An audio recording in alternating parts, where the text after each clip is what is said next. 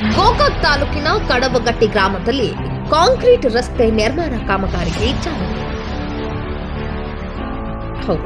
ಶ್ರೀ ಲಖನ್ ಜಾರಕಿಹೊಳಿ ವಿಧಾನ ಪರಿಷತ್ ಸದಸ್ಯರು ಬೆಳಗಾವಿ ಇವರ ಬಯಲು ಸೀಮೆ ಪ್ರದೇಶ ಅಭಿವೃದ್ಧಿ ಅಡಿಯಲ್ಲಿ 25 ಲಕ್ಷ ರೂಪಾಯಿ ಮೊತ್ತದ ಕಾಂಕ್ರೀಟ್ ರಸ್ತೆ ನಿರ್ಮಾಣಕ್ಕೆ ಚಾಲನೆ ನೀಡಿ ನನ್ನ ದತ್ತು ಗ್ರಾಮವಾದ ಕಡಬಗಟ್ಟಿ ಅಭಿವೃದ್ಧಿಯೇ ನನ್ನ ಗುರಿ ಎಂದು ಹೇಳಿದರು. ಈ ಸಂದರ್ಭದಲ್ಲಿ ಸಹಕಾರ ಆಪ್ತ ಸಹಾಯಕರಾದ ಸದಾನಂದ ಕಲಾಲ್ ಹಾಗೂ ಕಡಬಗಟ್ಟಿ ಗ್ರಾಮದ ಗ್ರಾಮ ಪಂಚಾಯಿತಿ ಸದಸ್ಯರು ಮತ್ತು ಗ್ರಾಮದ ಗುರು ಹಿರಿಯರು, ಗುತ್ತಿಗೆದಾರರಾದ ಶ್ರೀ ಶಿವಾನಂದ ವಿಠಲ್ ಪೂಜೇರಿ, ಜಿಲ್ಲಾ ಪಂಚಾಯಿತಿ ಇಲಾಖೆ ಅಧಿಕಾರಿಗಳು ಉಪಸ್ಥಿತರಿದ್ದರು.